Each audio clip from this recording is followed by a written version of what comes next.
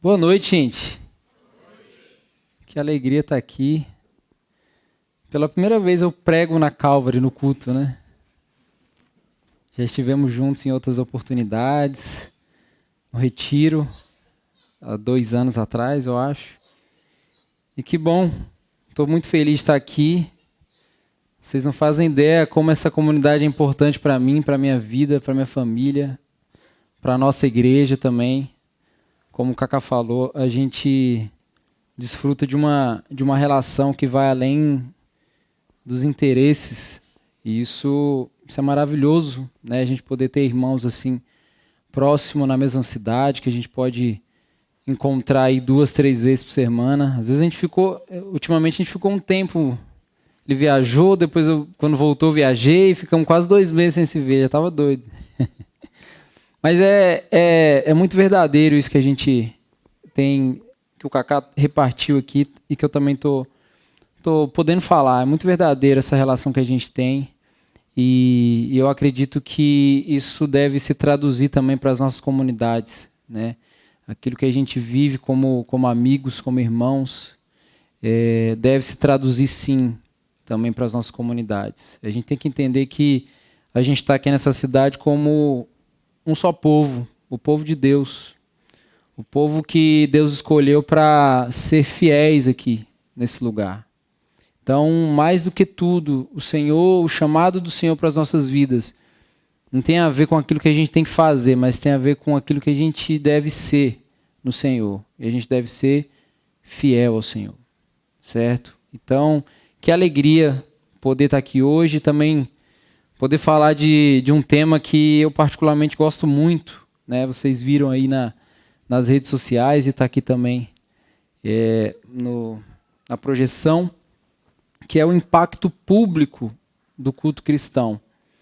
Quando você ouvir essa frase, pense na seguinte coisa: o culto cristão, culto público, o culto da igreja, seja lá qual for a expressão que você queira falar, tem a notícia mais importante que existe para esse mundo.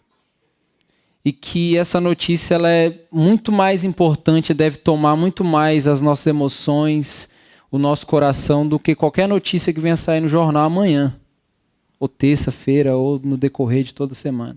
Por isso que o tema dessa reflexão hoje é o impacto público do culto. E às vezes eu acho que a gente, por causa da cultura evangélica do nosso país, a gente perdeu a sensibilidade de compreender o que é culto.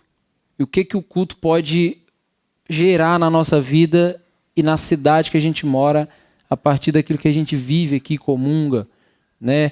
A gente é reunido para ouvir, para comungar, para ser enviado. Então isso diz muita coisa sobre o aspecto da missão, que às vezes talvez a gente não consegue pensar.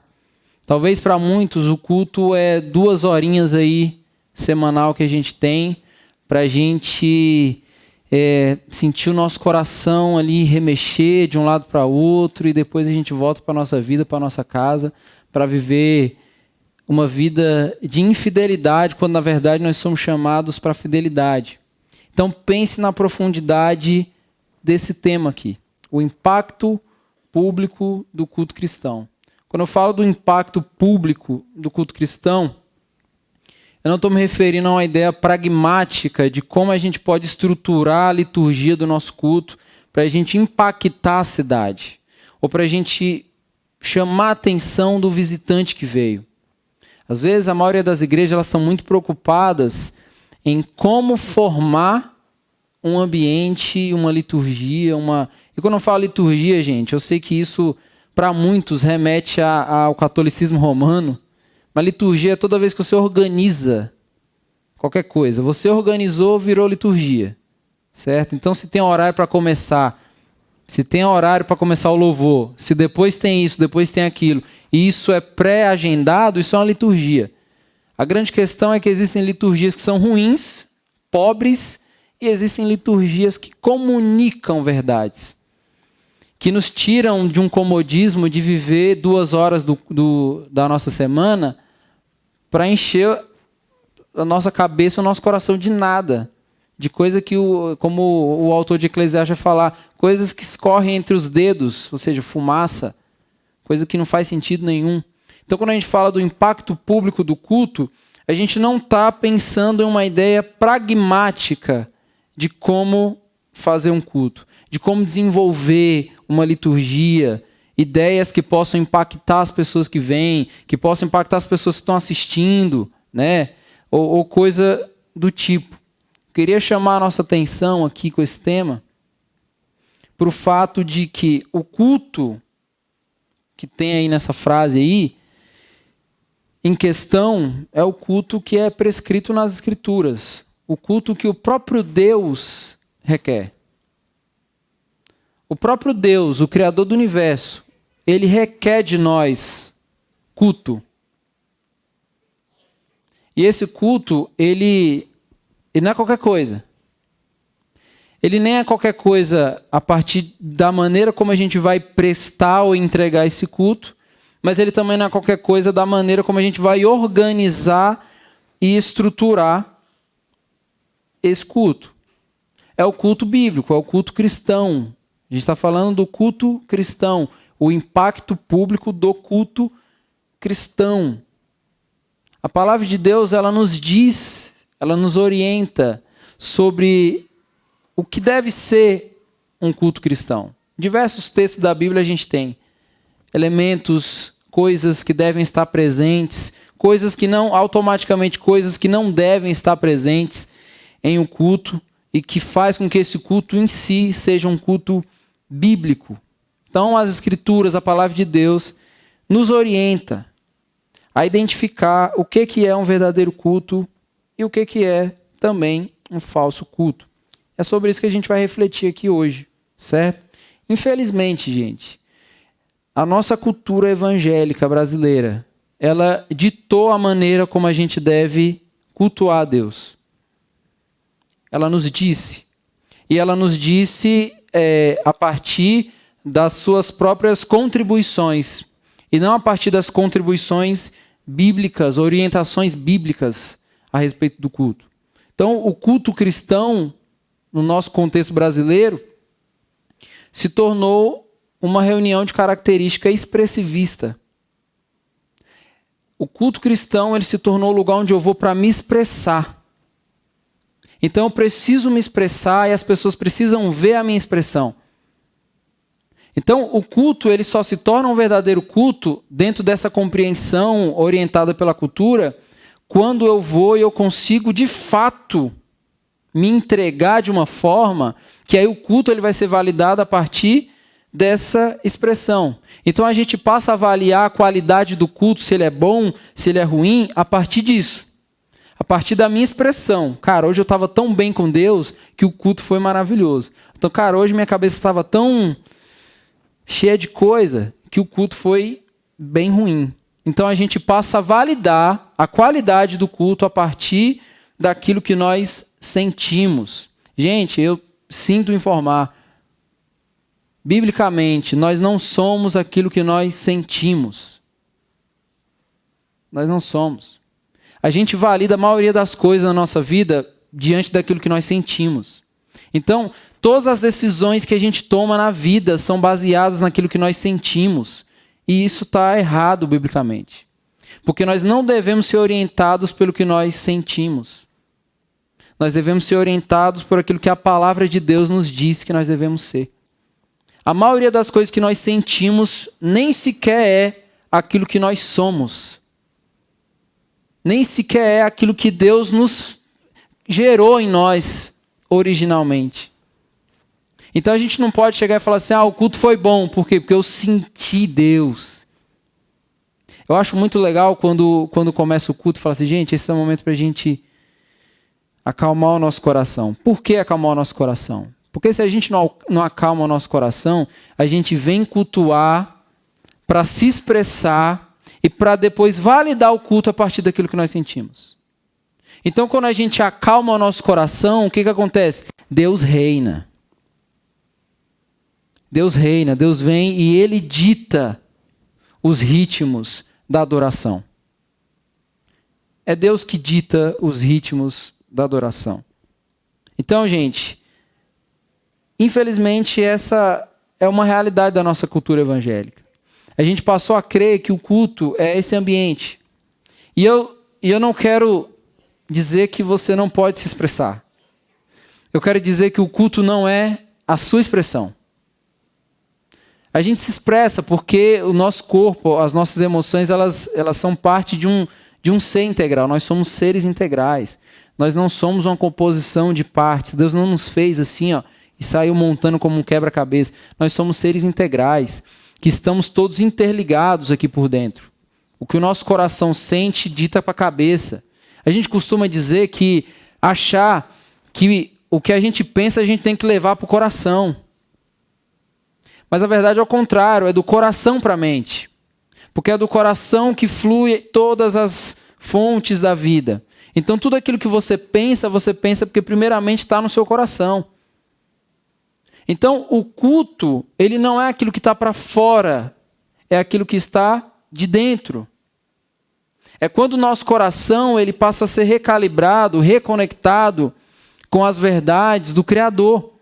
E agora a gente passa a adorar o Senhor a partir da direção que o próprio Deus dá.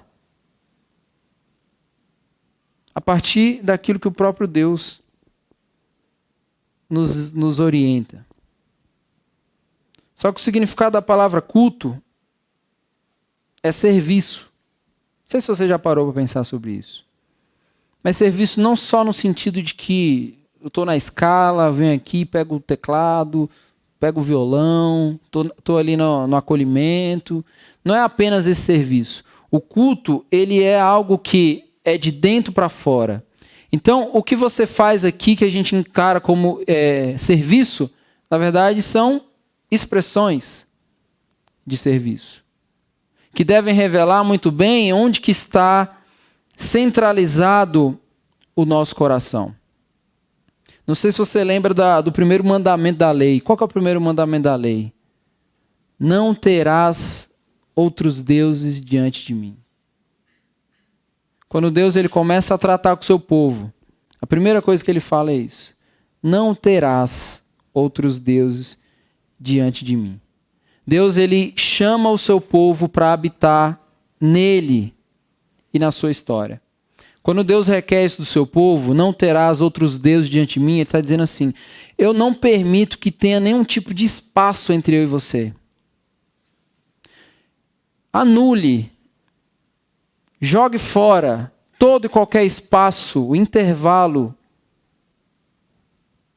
que tenha entre eu e você. Porque esse intervalo que tem entre eu e você é tempo e espaço suficiente para você colocar aí ídolos. Então a gente tem que estar, na verdade, assim, colado com Deus. É muito legal quando Deus fala isso, não terás outros deuses diante de mim, porque Deus, ele está, nessa frase, ele está se revelando como Deus, que é aquele Deus criador do universo, aquele Deus que a gente não consegue compreender, que é complexo, porque ele criou todas as coisas. E quando a gente olha para todas as coisas, a gente fala, cara, esse Deus ele é muito grande. É ou não é? Ele se revela como esse Deus, mas ao mesmo tempo ele fala, eu não quero que tenha outros deuses diante de mim, ou seja, ele é um Deus também pessoal. É o Deus que é o criador, sustentador do universo, mas que ao mesmo tempo é o Deus que está diante de nós, face a face. É um Deus que propõe uma relação não à distância, não uma relação de cima para baixo, assim, no sentido de que, olha, eu falo e vocês estão aí, ó. Vocês me veem daí e é isso. Não, é uma relação daquele que está diante, ele está face a face. É esse Deus que nos chama para reunir. E é diante desse Deus que o nosso culto é entregue. Há vários tipos de culto na Bíblia. Culto pessoal, culto familiar e culto público. E às vezes, o cara que ele está muito mal intencionado com a ideia de culto público, ele fala assim, não, mas o que importa é meu culto. Meu, pessoal. Eu com Deus. Geralmente a pessoa que fala isso, desvalidando a reunião pública, é porque ela não cultua o Senhor, pessoalmente. Não cultua. Porque a igreja sou eu. Pode esperar aí o que tem aí por trás disso. Nem ele e nem ninguém. Por quê? Porque isso aqui ofende. A ideia da reunião ofende pessoas que estão sendo orientadas pela cultura a viver na individualidade. Gente, sejam bem honestos. Quem queria sair de casa hoje? Com esse friozinho.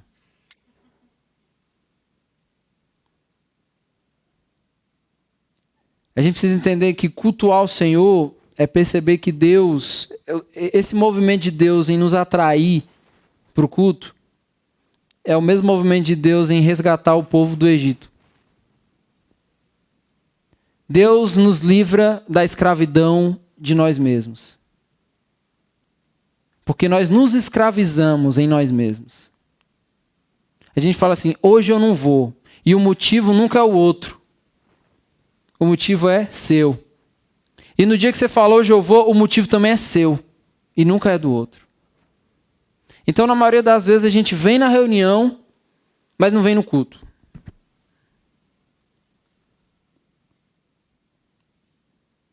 Muitas das vezes a gente vem, mas ficou. É ou não é? Por quê? Porque a gente precisa compreender o que está por trás da reunião.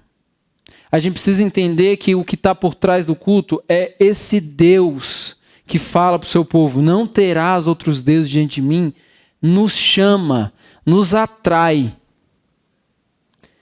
Gente, essa atração de Deus, assim, esse movimento de Deus nos atraindo, é igual aqueles desenhos de sentindo cheiro de comida, não tem? Quando vai ver o personagem tá andando ali, ó, sendo... Tem como ele não ir? Não tem como. Por quê? Porque está sendo atraído por algo maior. Esse é o movimento de Deus em nos atrair. Ele nos atrai, essa é a primeira grande verdade do culto. O Senhor, Ele nos atrai. Ele nos chama para Ele.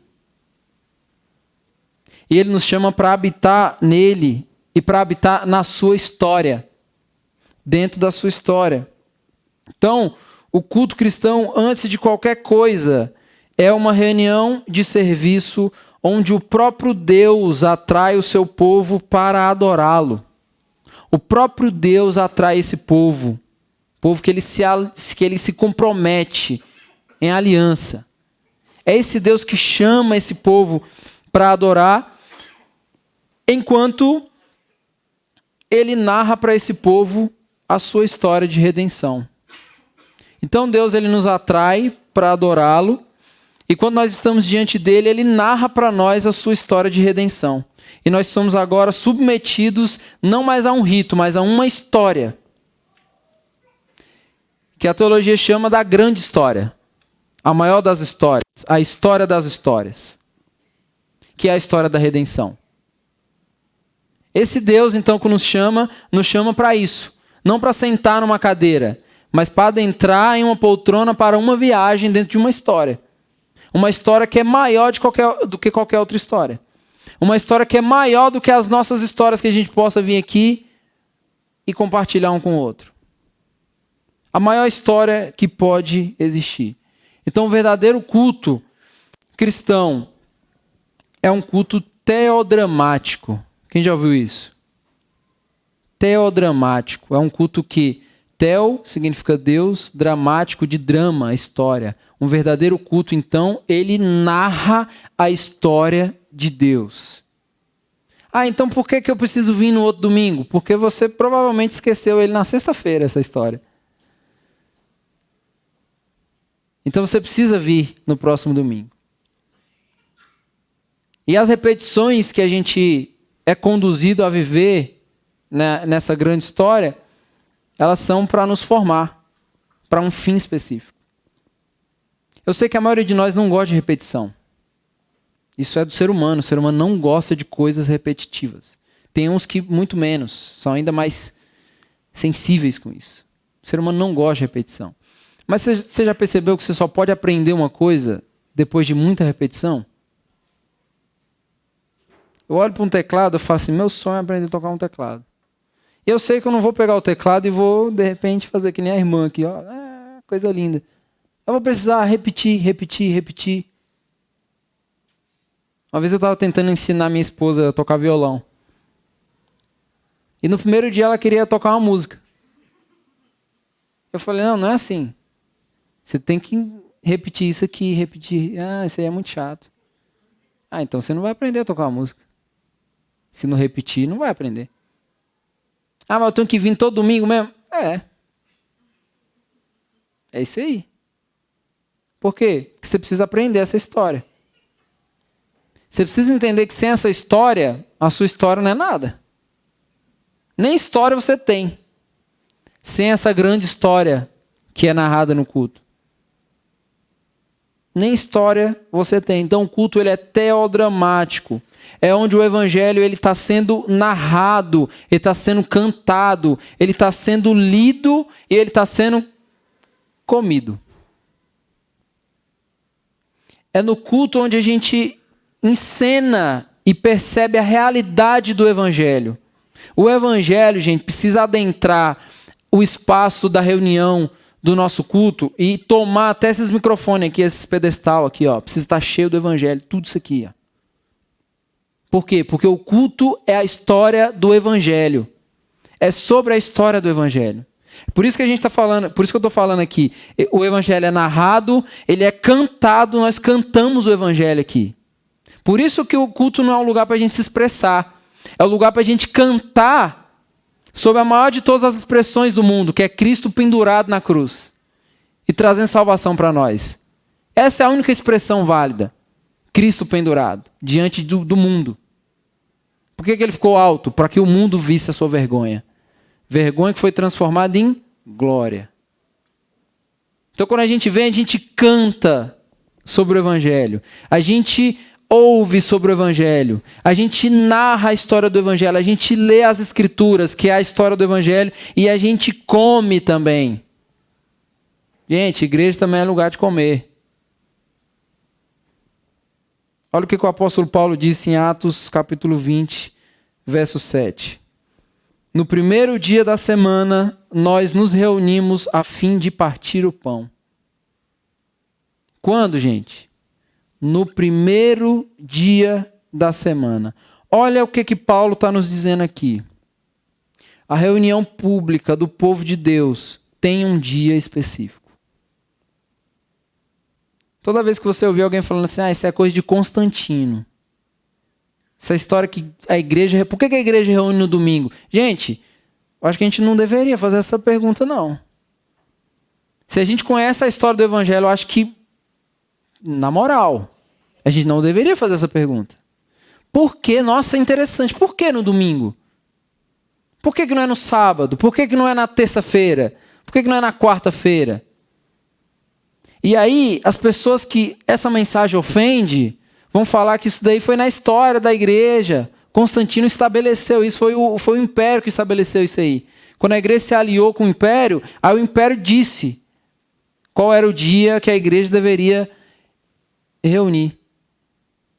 Olha o que a gente está lendo aqui. No primeiro dia da semana, nós nos reunimos a fim de partir o pão. Então, o culto público, solene, a gente precisa entender que essa reunião aqui é uma reunião solene. Precisa ter ordem, precisa ter reverência. Sabe por quê? Porque nós não estamos diante de qualquer notícia. Nós estamos diante da maior história da humanidade. É solene, é uma reunião solene.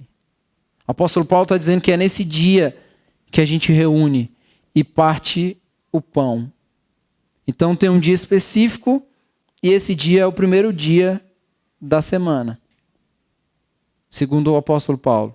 Infelizmente, a gente cresceu achando que o culto é o lugar onde eu vou entregar o resto da minha semana. É ou não é? Você passou a semana toda, cara, sabadão ali, domingo você vem na igreja, é tanto que a gente chega, na maioria das vezes no culto, cansado. E tudo que a gente quer expressar para o outro é quem está mega cansado. E aí entra o egocentrismo. A gente é egocêntrico até no cansaço. Porque aí a gente quer provar para o outro que o nosso cansaço é maior do que o do outro. E que tem mais motivos de você ficar em casa do que o outro. Por quê? Porque o seu cansaço, ele é superior ao do outro. Quantos dias você trabalhou? Eu trabalhei 3. Trabalhei foi 5. E daí? É ou não é?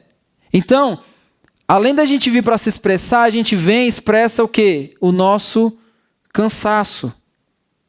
Então, a partir dessa ótica, a gente vem sempre ao culto para mostrar que nós nos cansamos na semana. Que a nossa semana ela foi cansativa. O texto bíblico diz que a reunião do povo de Deus é no primeiro dia da semana. Isso muda tudo. Não é no último. A gente não vem para entregar o nosso cansaço. Porque nós não estamos finalizando a nossa semana. É o primeiro dia da semana. A gente se cansa porque a gente não sabe adorar. Por isso que nós nos cansamos. Porque nós não entendemos esse Deus que nos chama para adorar. Gente, Deus nos chama para adorar. Então Ele está nos chamando para onde? Para Ele. Tem como a gente se cansar em Deus? Fala aí. Pense sobre isso. Então a gente se cansa por causa disso. Porque a gente não sabe adorar. Gente, o cansaço ele é resultado dos nossos esforços empenhados. A gente se cansa porque a gente se empenha para se cansar, no final das contas. Tem a ver com os esforços que a gente faz. A gente empenha esforço em tudo. Tudo que a gente quer, a gente se esforça. Então a gente chega no culto cansado, por quê? Porque a gente trabalhou demais, a gente se empenhou demais, a gente se esforçou demais. O cansaço é resultado disso. No Senhor, que é esse Deus que nos chama para si, o nosso fardo ele é trocado. Tem fardo, mas é trocado. É leve. Não sei se você sabe disso, mas a palavra domingo tem origem no latim e significa literalmente, gente, dia do Senhor. Literalmente, domingo significa dia do Senhor. Então, quando vocês ouvem a gente falando, eu sei que o Cacá fala muito aqui, a gente fala também na nossa igreja, que domingo é o dia do Senhor, isso não é uma ideia qualquer. É o significado da própria palavra. Domingo, literalmente, significa dia do Senhor. Então, não é por acaso que o povo de Deus é reunido por Deus nesse dia, que é o primeiro dia da semana. Gente, o domingo é o dia do descanso. Quem acredita nisso? Em Cristo, que é o nosso Shabá, é o nosso sábado, nós encontramos descanso agora. E esse descanso não tem a ver com a gente ficar com as pernas para o ar. Tem a ver com um cansaço que a gente adquiriu se esforçando pela salvação. Então, o domingo é o dia do Senhor, porque Deus ele nos relembra de que o nosso cansaço tem a ver com o nosso empenho em tentar chamar a atenção de Deus para que Deus possa me salvar. Então Deus pega e fala assim, você está se cansando à toa, vou só te falar isso. Por quê? Porque todos os seus esforços, todo o seu empenho para buscar a sua própria salvação, para buscar o favor de Deus, só vai gerar para você cansaço. Cansaço. Então a gente chega no nosso domingo, e às vezes por que a gente não vem no culto no domingo? Porque a gente fala que é o dia para a gente descansar. Por quê? Porque a gente se cansou porque a gente não sabe adorar. Então a gente entra num ciclo que a culpa é toda nossa. Exatamente nossa. Se a gente não sabe adorar, a gente se cansa. Quando chega no domingo, a gente quer descansar do nosso cansaço que foi produzido pela falta de sabedoria e entendimento da adoração. E aí a gente vai, e aí a gente vai. E aí, gente, é muito melhor ficar em casa, de fato. Quando o nosso coração quer corresponder a nós mesmos, a melhor coisa que tem é ficar em casa. Quando nós queremos agradar a nós mesmos, a melhor coisa que tem para se fazer no domingo é ficar em casa, assistindo qualquer coisa, num friozinho desse bem enrolado e tudo mais. Mas quando a gente compreende que nós estamos sendo atraídos por esse Deus, no primeiro dia da semana, como o apóstolo Paulo falou, para partir o pão, então ele fala de um dia específico, ele fala de uma finalidade que o culto traz, a reunião semanal, as coisas elas mudam. Então não é por acaso. Não é por acaso. O domingo é o dia do descanso, mas não o descanso do nosso cansaço. O domingo nós somos relembrados por Deus que todos os nossos esforços em busca da salvação só nos geraram cansaço. O descanso verdadeiro só é possível pelos méritos de Cristo. Só é possível por causa disso. É no primeiro dia da semana, então, que a gente é reunido a fim de partir o pão. Gente, só há partir do pão quando há pregação do Evangelho. Por isso que eu disse, o culto é teodramático, é a história de Deus sendo narrada. É o Evangelho que está sendo lido, que está sendo encarnado, que está sendo comido, que está sendo cantado. E que os frutos disso estão sendo vivido em comunidade. Porque até as amizades que a gente pode fazer no reino de Deus só é possível pelo poder do Evangelho. Porque senão é interesse. E uma hora acaba, porque o interesse às vezes morre. Então, quando Cristo morreu na cruz por nós, ele morreu para nos tornar irmãos. Tem como você deixar de ser irmão do seu irmão? Nem morrendo. Porque morrendo, se você for crente, você vai para o céu, e seu irmão também, e lá vocês vão ser irmãos. Isso só é possível por causa do Evangelho. Por causa do Evangelho.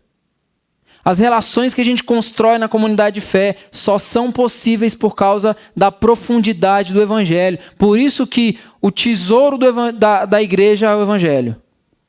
O maior tesouro que uma igreja pode ter é o Evangelho. Porque é o Evangelho que gera vida em nós, nos dá certeza de salvação, nos torna amigos de Deus e amigos uns dos outros. Amigos de verdade. Amigo que está pronto para dar a vida pelo outro. Responda para você mesmo. Você teria coragem de dar a vida pelo seu irmão que está do seu lado? Entregar a sua vida assim, sem... Não é tipo assim, não, peraí, deixa eu pensar aqui. Não, assim, opa, vamos lá. Você teria? Se você pensar muito sobre isso, é porque não é o Evangelho que está direcionando a sua relação com ele. São os interesses. Porque no Evangelho, eu acho muito legal, Jesus quando foi falar com os discípulos ali já nos últimos tempos ali antes de ser crucificado, Jesus estava apontando que ia para a cruz. Os discípulos, não, deixa eu ir também. Não, o lugar que eu vou, vocês não podem ir. Jesus falou. Como assim não posso ir? Imagina o Pedrão lá, né? Naquele naipe. Como assim não posso ir? Revoltadão. Pega logo a faca aqui. Como assim não posso ir? Não, vocês não podem ir. Vocês têm que ficar aí. E eu vou dar uma missão para vocês. Enquanto eu vou, vocês vão ter que aprender a amar. Aí imagina os discípulos assim, pensando nos mandamentos, né? Pô, eu já sei, amar a Deus e tal. E o próximo como a mim mesmo. Jesus falou, não é bem por aí não. Deixa eu te mostrar aqui um negócio. Eu quero que vocês amem no amor que eu tenho. Você sabe que amor é esse? O amor que está indo para a cruz. Por isso que Jesus falou, o lugar que eu vou, vocês não estão prontos para ir ainda. Vocês têm que pensar um pouco mais e entender um pouco mais. Porque esse lugar que eu estou indo, vocês não vão. Então qual que é o tipo de amor que Jesus quer que nós tenhamos uns pelos outros? O amor do mandamento, que é amar como a si mesmo? Não. Amar no amor de Cristo. Então ele dá o modelo do amor. Então a gente fala assim, mas eu amo meu irmão, mas em qual modelo? Quem que guia aí esse tipo de amor? Quem que guia? Entende como nós somos formados dentro dessa reunião aqui, gente? Eu acho que... eu me lembro quando eu era criança e... Cara, tinha programação quase que todo dia, não era, nas igrejas? Eu lembro disso. E eu lembro que a gente ia. Mas você era uma criança, não tinha ocupação. Mas minha mãe ia. E minha mãe tinha ocupação. E ia. E hoje tem uma reunião na semana e as pessoas não vão. Você já parou para pensar sobre isso? Aí depois a gente está num país que é 80% evangélico, cristão, e é um país que é isso aí. Por quê? Porque a gente acha que vir aqui é bater ponto num rito. A gente não compreende que a gente está sendo formado aqui para uma finalidade específica. Só há uma razão da gente não ser formado aqui para agir em missão no mundo. Se não tiver o evangelho centrado aqui nesse culto. Se não tiver o evangelho presente no culto, aí pode esperar que é isso aí mesmo. Não tem nada que a gente possa contribuir. Por isso que você deveria fazer uma pergunta. O que um culto tem que nenhuma estrutura no mundo tem? De impacto. Por que o culto é mais importante do que qualquer outra reunião aí que possa estar acontecendo agora na cidade? Por que a gente está falando que esse culto ele traz um impacto para a sociedade? Traz um impacto para a cidade, um culto. Um lugar que a gente vem e canta e que a gente está até com a porta fechada. Como assim? Por causa da profundidade do evangelho que permeia dentro desse ambiente, atinge os nossos corações e nos capacita e nos orienta para viver fiel a essa mensagem no mundo que a gente vive. Eu não preciso então ir no culto. É só assistir ali no YouTube, ou então eu pego um livro sobre o evangelho, ou então leio ali o evangelho de João, o evangelho de Mateus, e pronto. Não é bem assim. Olha o que Atos 2,42 fala. E perseveravam na doutrina dos apóstolos, na comunhão, no partir do pão e nas orações. Essa é a realidade da igreja primitiva. A igreja que foi afetada pela pregação do evangelho. Você já viu o discurso de Pedro, lá em Atos 2? O que ele estava falando ali, gente? Destrinchou a mensagem do evangelho. Pregou o evangelho. Sabe o que aconteceu depois? 3.000 pessoas ouviram aquela mensagem e corresponderam em fé. E agora essas pessoas elas são colocadas dentro de uma realidade de uma igreja local. Para agora elas desenvolverem a fé delas por meio do evangelho.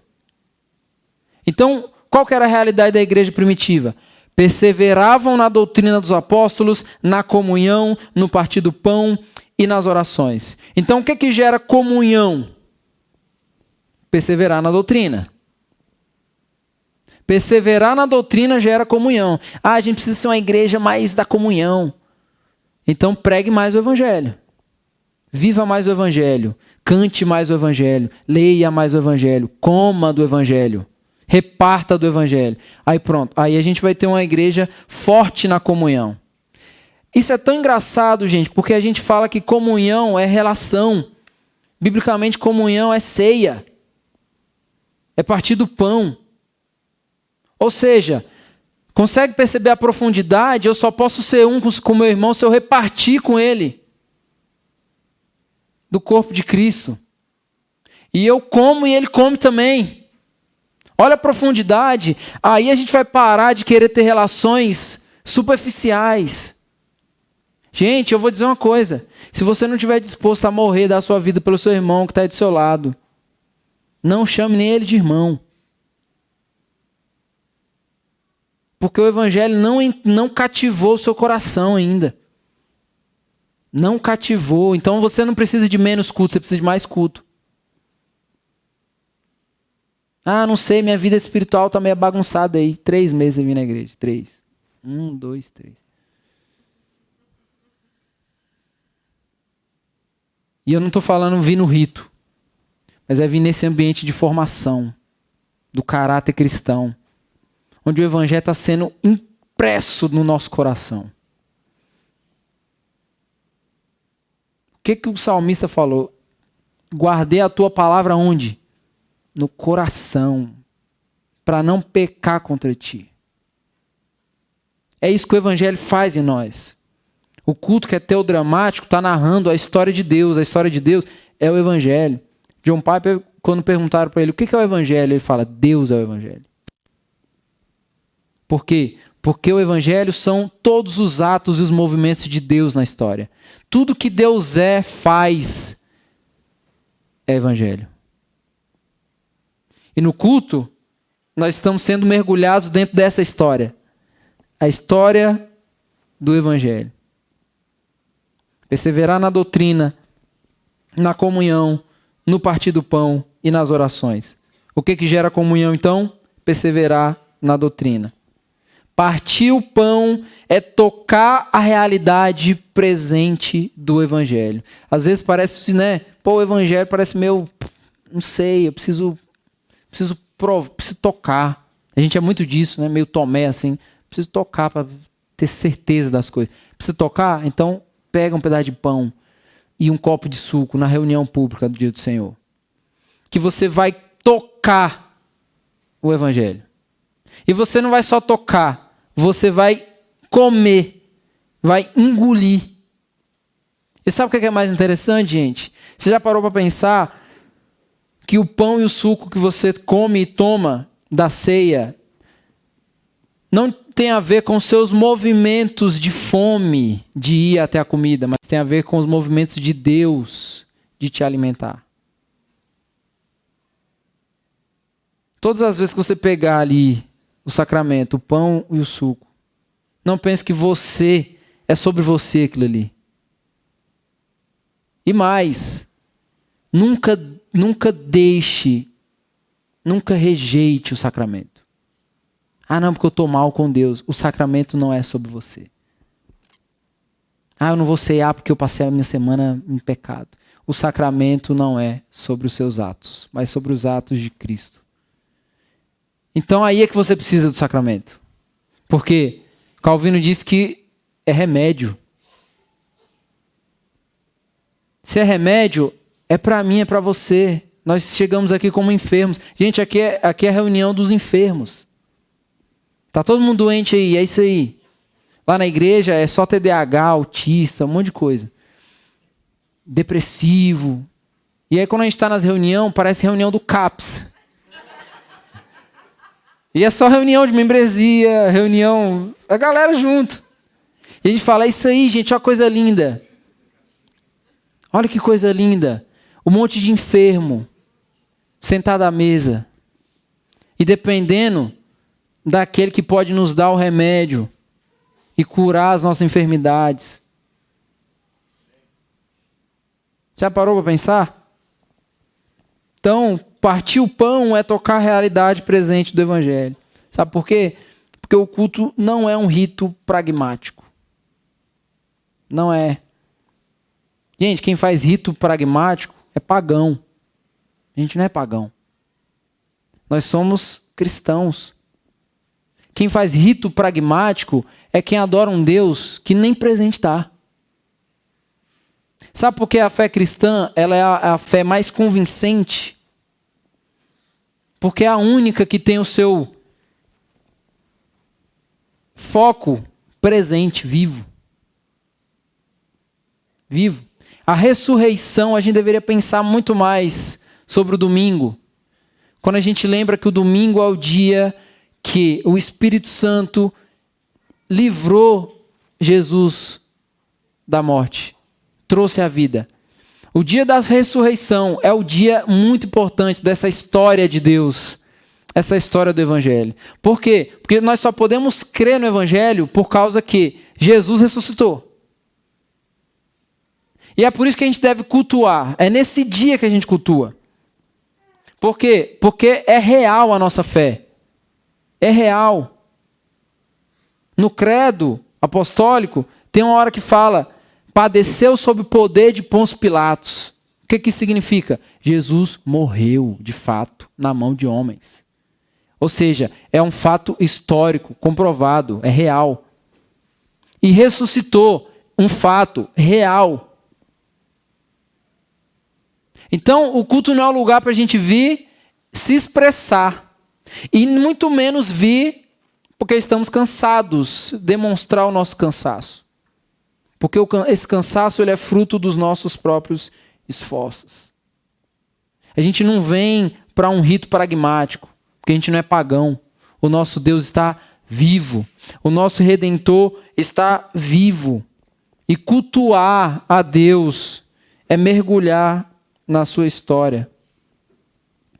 Vamos pensar em algumas características de um verdadeiro culto bíblico.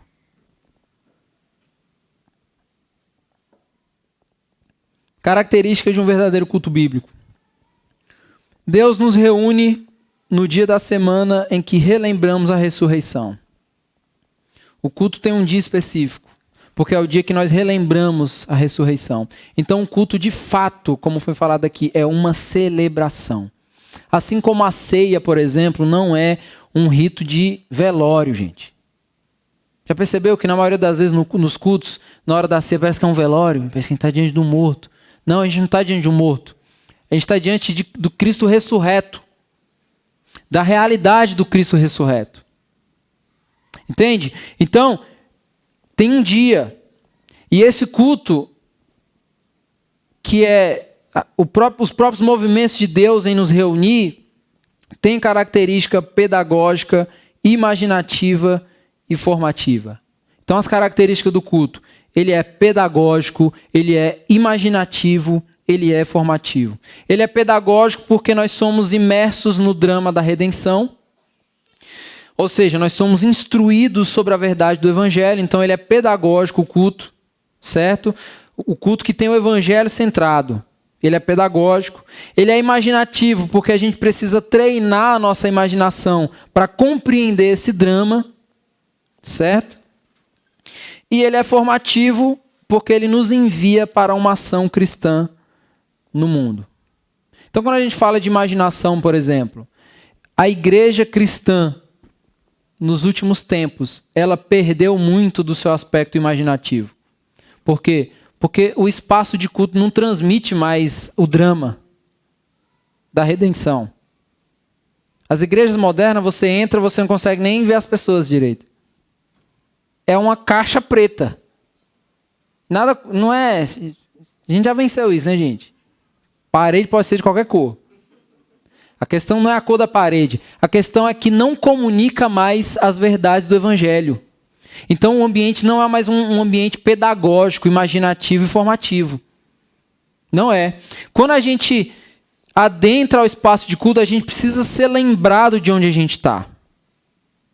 Nisso, as igrejas históricas nos ensinam muito mais. Nos ensinam muito mais. Não sei se você já percebeu, mas a igreja católica, geralmente quando você vai entrar tem uma escada. Tem ou não tem? Para você entrar. Por que tem uma escada? Você precisa entender que você está subindo. E que você está entrando em algo que é superior a você. Que narra, é um ambiente que transmite algo que é superior a você. Deus está te chamando para a reunião e você precisa entrar aqui se submetendo a esse Deus. Na nossa igreja, na nossa liturgia, o primeiro ato é a chamada adoração. Acho que vocês fazem aqui, né?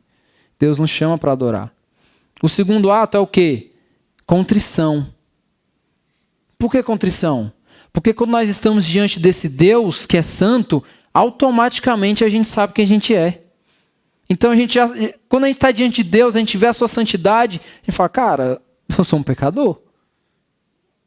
Eu não mereço essa relação com esse Deus tão grandioso, tão santo, eu sou pecador. Então, isso já nos leva a um quebrantamento, a um constrangimento. E a gente tem que agora se arrepender dos nossos pecados. E depois, logo em seguida, a gente tem a certeza de que somos perdoados. Gente, isso não é um rito vazio, isso está nos formando. Você precisa imaginar o que está acontecendo. O culto também ele é dinâmico. Por quê? Porque Deus nos chama, a gente responde a Ele, Ele vem, nos alimenta pela Sua palavra, nos alimenta pelo sacramento, a gente ora, ou seja, a gente vai até Ele, depois nós somos enviados. Percebe a dinâmica que tem no culto? Ou seja, o culto teodramático é um culto onde Deus está se relacionando conosco. Ele não está só ditando um caminho. Ele está dando espaço para que a gente agora responda a Ele. Então ele vem, revela a sua santidade. Aí o que a gente faz? Reconhece que somos pecadores. E vamos até Ele agora, em arrependimento. Então percebe como o culto tem que ser pedagógico, imaginativo e formativo. Os ambientes das nossas igrejas deveriam nos relembrar dessa história, de alguma forma. Uma cruz no centro do púlpito de uma igreja cristã é muito importante. Porque nós temos uma fé cheia de símbolos. E símbolos, infelizmente, a gente pegou os símbolos e jogou na lata do lixo. Porque a gente achou que tudo isso era rito.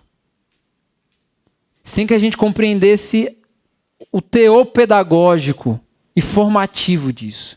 Quando nós vemos uma cruz no púlpito central, nós estamos lembrando que essa igreja aqui, que tem uma cruz aqui, ela está cativa à mensagem da cruz. Ela precisa estar cativa à mensagem da cruz. Então vocês que estão aí olhando para cá, vocês estão olhando para onde? Para a cruz. Os nossos olhares devem estar focados aonde? Na cruz de Cristo. Ou seja, no Evangelho. Então o culto é pedagógico, imaginativo e formativo. É pedagógico porque nós somos imersos no drama da redenção. É imaginativo porque a gente precisa treinar a nossa imaginação para compreender esse drama. E é formativo porque ele nos envia, ele nos forma para uma ação de fidelidade para que a gente viva em missão no mundo. O culto, então, é a maior e melhor escola missionária. James Smith diz que o culto público é o centro do discipulado. Porque é aqui que a gente é formado discípulos. Para que a gente viva agora em missão no mundo. Você consegue entender isso? É no culto. Não é na reunião rito. É no culto pedagógico, formativo, teodramático. Que nós somos formados para viver em missão nesse mundo que carece da mensagem da cruz. Então ele é formativo. O culto público começa porque Deus nos reúne e termina porque Deus nos espalha.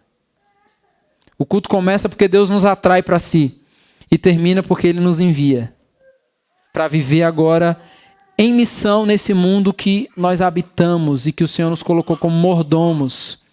Nós devemos administrar esse mundo, cuidar desse mundo. E a gente só pode cuidar desse mundo a partir da compreensão do Evangelho. E o culto é dinâmico, como eu falei. Porque Deus vem até nós e nós respondemos a Ele. Outro ponto, que foi a finalidade da reunião que Paulo citou lá no versículo que a gente leu do capítulo 20 de Atos. Que na casa do Senhor tem uma mesa de alimentação. O culto tem uma mesa de alimentação, porque é a casa de Deus. O culto é na casa de Deus. Deus nos chama para a sua casa. Isso a gente tem que... Por que eu falei que o culto ele tem que ser imaginativo? Porque senão a gente é literal demais. E a gente fala, não, mas a Bíblia diz que Deus não habita em templos feitos por mãos humanas. Então isso aqui não é a igreja. Isso aqui é só um espaço. A igreja somos nós. Gente, eu sei. A gente já também venceu isso, ou não? Acho que a gente já venceu isso também. Mas imagine que esse lugar onde hospeda as nossas famílias, nos hospeda semanalmente, é a casa de Deus onde Ele nos chama para habitar. E quando Ele nos chama para habitar, Ele coloca uma mesa de alimentação.